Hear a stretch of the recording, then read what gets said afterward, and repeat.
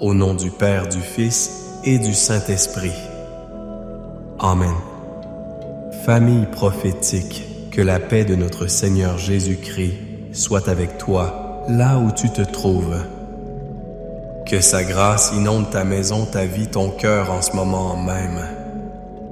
Avant toute chose, je veux que nous nous placions sous la protection la plus puissante qui existe, l'abri du Très-Haut. Père éternel, nous venons devant ton trône de grâce, non pas par nos mérites, mais par le sang précieux de l'agneau, le sang de Jésus qui a coulé à la croix pour nous. En cet instant, je déclare que ce sang nous couvre. Il couvre chaque personne connectée à cette transmission. Il couvre ta maison des fondations jusqu'au toit. Il couvre ton mariage, ton conjoint, même s'il n'est pas là avec toi. Il couvre tes enfants, qu'ils soient près de toi ou loin de toi. Je dresse un rempart de feu, une muraille de protection par le sang de Jésus autour de ta vie. Et je déclare qu'aucune flèche de l'ennemi, aucune parole de malédiction, aucune accusation, aucune arme forgée contre toi ne pourra prospérer. Saint-Esprit, nous t'invitons. Viens, Esprit de Dieu. Prends le contrôle de cet instant. Nous ne voulons pas seulement entendre des paroles humaines. Et tes paroles humaines, nous voulons recevoir une parole vivante, une parole qui vient directement du cœur du Père pour transformer nos vies. Viens consoler les cœurs brisés. Viens, Esprit de vérité, nous révéler les stratégies de l'ennemi et nous équiper pour la victoire. Et je sens dans mon esprit de prier spécifiquement pour toi qui ressens une froideur, une distance dans ta relation. Toi qui te couches chaque soir à côté de quelqu'un qui est devenu un étranger. Toi qui pleures en silence dans la salle de bain pour que personne ne t'entende. Le Seigneur voit tes larmes. Il connaît la douleur de l'indifférence, le poids du silence. La parole déclare dans 2 Corinthiens 5, verset 17, « Si quelqu'un est en Christ, il est une nouvelle création. Les choses anciennes sont passées. Voici, toutes choses sont devenues nouvelles. » Ce qui est vrai pour un individu est aussi vrai pour un mariage, pour une relation placée sous le regard de Dieu. Alors, en cet instant, au nom de Jésus, je commande à tout esprit de division, à tout esprit de dispute, à tout esprit de froideur, de ressentiment, d'amertume qui a pris place dans ta maison de lâcher prise maintenant. Je déclare la fin de son règne dans ta vie et dans ton foyer. Nous proclamons un temps nouveau, un temps de restauration, un temps de renouveau au nom puissant de Jésus. Amen et Amen. Maintenant, famille, je veux que tu fasses quelque chose de prophétique. Écris « Amen, je reçois ma restauration » dans les commentaires. Fais-le avec foi. Chaque fois que tu tapes ces mots, tu es en train de déclarer ta victoire. Clique sur le bouton « J'aime », abonne-toi à cette chaîne pour ne manquer aucun de ces moments de puissance et deviens un membre actif de notre famille prophétique. Et je te demande de partager ce message maintenant. Ne le garde pas pour toi. Il y a des gens dans ta liste de contacts qui sont au bord du gouffre, qui pensent au divorce, qui ont perdu tout espoir. Envoie-leur ce lien. Sois un canal de bénédiction. Le Seigneur me met à cœur le chiffre 7. Partage-le à 7 personnes, le chiffre de la perfection divine, et crois que Dieu va faire une œuvre parfaite dans leur vie comme dans la tienne. Reste jusqu'à la fin, car à la fin de ce message, je vais prier spécifiquement pour la restauration des mariages qui sont au bord du divorce et pour la guérison miraculeuse des cœurs qui ont été brisés par la trahison. Tu ne veux pas manquer ça. Le thème que le Seigneur a mis sur mon cœur aujourd'hui est puissant. Seigneur, restaure l'amour dans ma relation. Peut-être qu'en entendant cela, ton cœur soupire. Tu te dis, « Pasteur, si seulement vous saviez, nous avons tout essayé. La communication est rompue. La passion est morte. Il n'y a plus que des disputes du silence ou une cohabitation polie mais vide de toute vie. » Laisse-moi te dire une vérité fondamentale. Notre Dieu n'est pas seulement le Dieu de la création. Il est le Dieu de la restauration. Il est celui qui se spécialise dans les cas impossibles. Il est celui qui peut prendre les décombres de ta relation et en faire un chef-d'œuvre plus beau qu'au premier jour. Le premier point que je veux que tu saisisses est celui-ci. L'amour véritable trouve sa source en Dieu, pas dans les sentiments humains.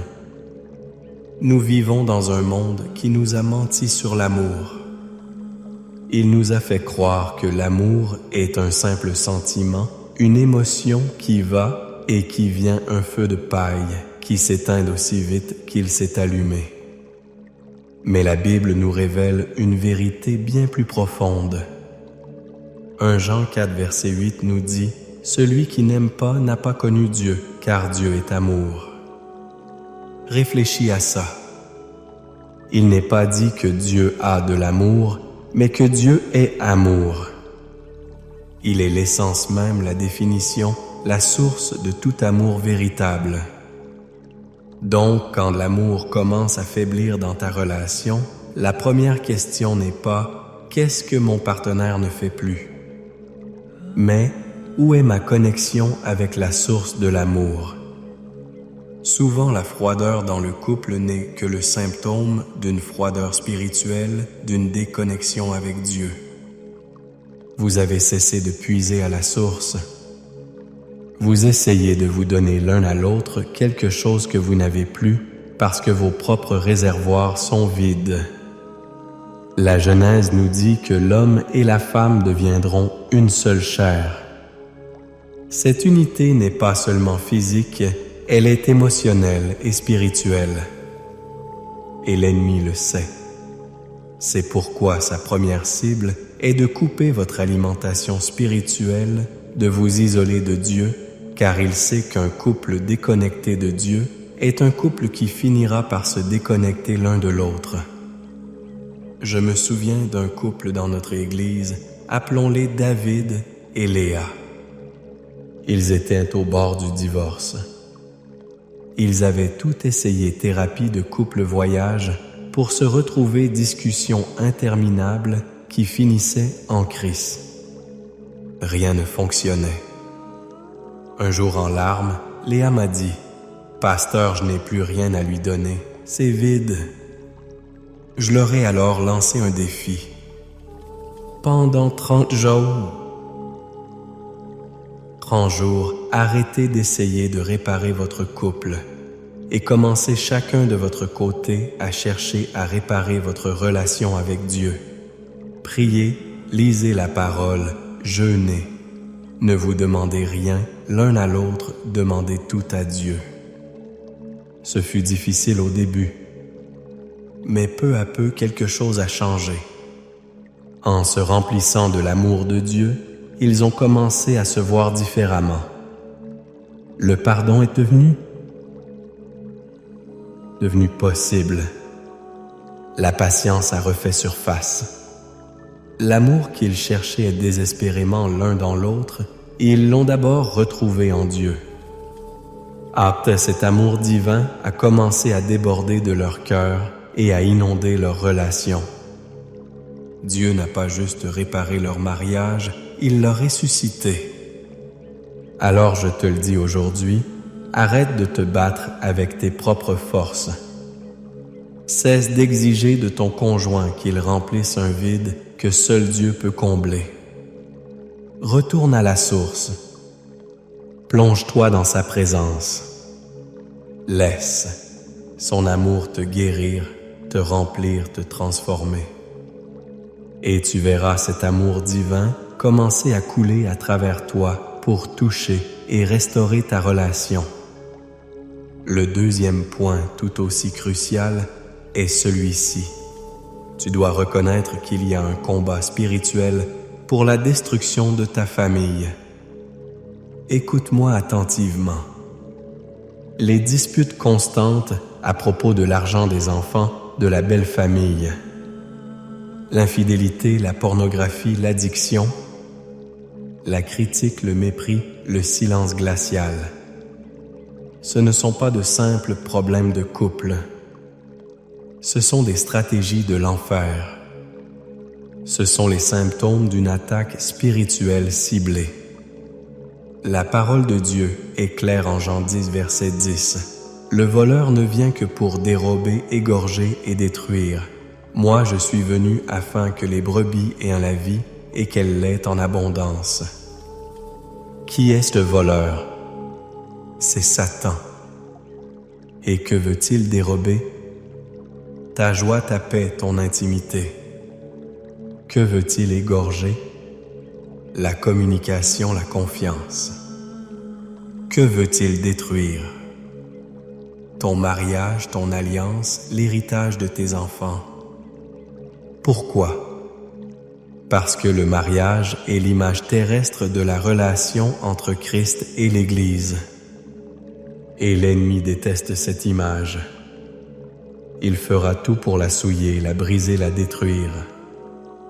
Éphésiens 6:12 nous rappelle « Car nous n'avons pas à lutter contre la chair et le sang, mais contre les dominations, contre les autorités, contre les princes de ce monde de ténèbres, contre les esprits méchants dans les lieux célestes. » Ton conjoint n'est pas ton ennemi. La personne avec qui tu partages ta vie n'est pas ton adversaire. Votre véritable adversaire est invisible et il utilise les blessures non guéries, l'orgueil, le manque de pardon comme des portes d'entrée pour semer le chaos. Pense à la vie de Samson. L'ennemi a utilisé une femme Dalila pour découvrir le secret de sa force et le détruire. Il utilise souvent l'intimité, le lieu de la plus grande vulnérabilité, pour porter les coups les plus dévastateurs. Il murmure des mensonges à ton oreille. Tu mérites mieux. Elle ne changera jamais. Le divorce est la seule solution. Ce sont les mêmes mensonges qu'il a murmurés à Ève dans le jardin. Son but est de briser l'alliance. Alors que faire? Tu dois changer de champ de bataille. Arrête de te battre dans la chair avec des mots qui blessent et des silences qui tuent. Commence à te battre dans l'esprit. Mets-toi à genoux. Prends autorité au nom de Jésus. Identifie l'esprit qui attaque ton foyer. Est-ce un esprit de jalousie? Un esprit de luxure? Un esprit de colère? Un esprit de pauvreté qui cause des tensions constantes? Appelle-le par son nom et ordonne-lui de partir au nom de Jésus. Commence à couvrir ton conjoint de prières de protection au lieu de le couvrir de reproches. Proclame la parole de Dieu sur ta maison. Transforme ta chambre à coucher en un champ de bataille spirituelle où tu gagnes la guerre à genoux avant de la voir se manifester dans le naturel.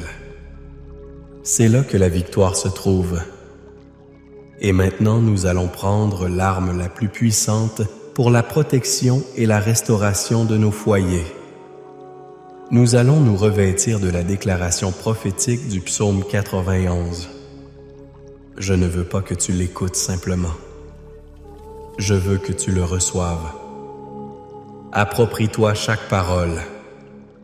Vois ces mots comme un bouclier invisible mais impénétrable qui s'érige autour de toi, de ton conjoint, de tes enfants, de ta maison.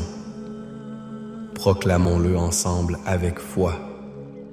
Celui qui demeure sous l'abri du Très-Haut repose à l'ombre du Tout-Puissant. Je dis à l'Éternel, mon refuge et ma forteresse, mon Dieu, en qui je me confie, car c'est lui qui te délivre du filet de l'oiseleur, de la peste et de ses ravages. Il te couvrira de ses plumes, et tu trouveras un refuge sous ses ailes. Sa fidélité est un bouclier et une cuirasse.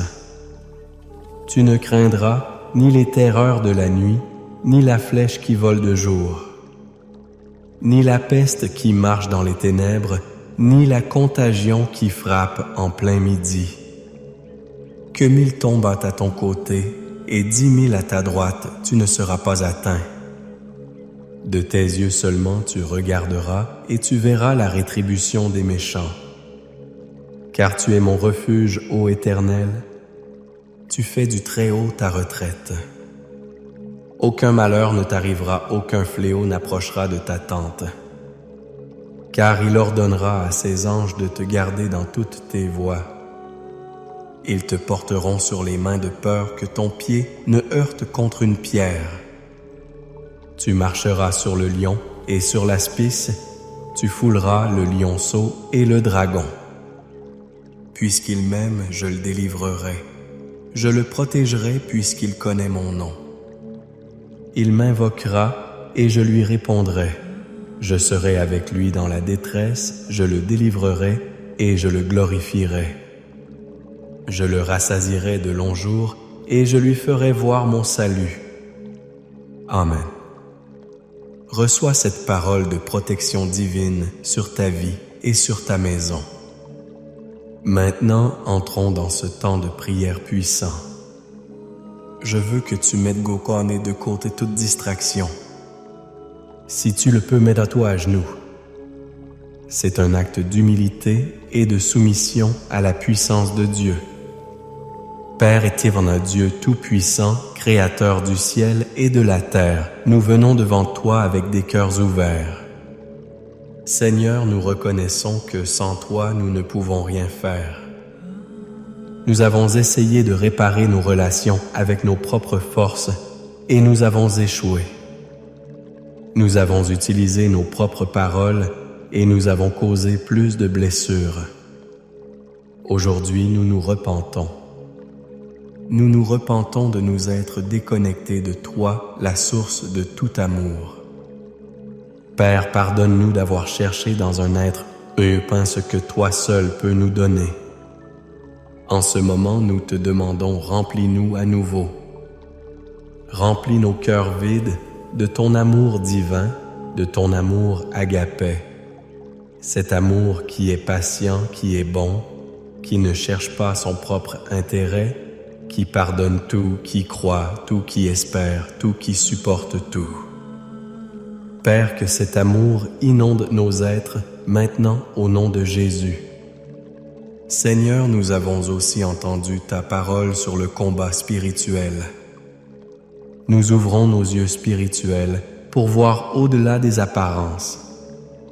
Et maintenant, en vertu de l'autorité que tu nous as donnée en Jésus-Christ, nous nous levons contre les forces des ténèbres qui ont attaqué nos foyers. Je lis tout esprit de division, tout esprit d'adultère, de perversion et de luxure qui cherche à détruire l'alliance du mariage. Je le lis maintenant au nom de Jésus. Je brise la puissance de tout esprit de colère, d'amertume, de ressentiment, de manque de pardon. Je vous ordonne, esprits impurs, de quitter ces maisons, de quitter ces cœurs, de quitter ces vies au nom de Jésus. Je renverse les forteresses de l'orgueil et de l'entêtement. Je proclame que la communication est restaurée, que la tendresse est restaurée, que l'honneur mutuel est restauré. Et maintenant, comme je l'ai promis, je prie spécifiquement pour toi dont le mariage est au bord du divorce. Toi qui as peut-être déjà les papiers sur la table. Toi qui penses qu'il n'y a pas qu'il n'y a plus aucun espoir. Père, au nom de Jésus, j'intercède pour ce mariage. Je prie pour cette femme qui pleure chaque nuit, son cœur déchiré par la solitude et le rejet. Je prie pour cet homme qui se sent comme un échec, dont le cœur est endurci par la déception. Seigneur, toi qui as séparé la mer Rouge, rien n'est impossible pour toi. Je décrète et je déclare que ce qui a été uni par toi l'homme ne le séparera pas. J'annule dans le monde spirituel tout décret de divorce, toute parole de séparation. Je commande un retournement de situation divin. Je commande un miracle de réconciliation. Et je prie pour toi dont le cœur a été brisé par la trahison, par l'infidélité. La douleur est si profonde, la confiance est anéantie. Père, je te présente ce cœur en 1000 morceaux. Ta parole dit que tu es près des cœurs brisés. Je te demande, Seigneur, de déverser ton baume de Galaad sur ces blessures. Enlève la douleur, enlève l'amertume, enlève le désir de vengeance. Accorde une grâce surnaturelle pour pardonner même lorsque cela semble impossible.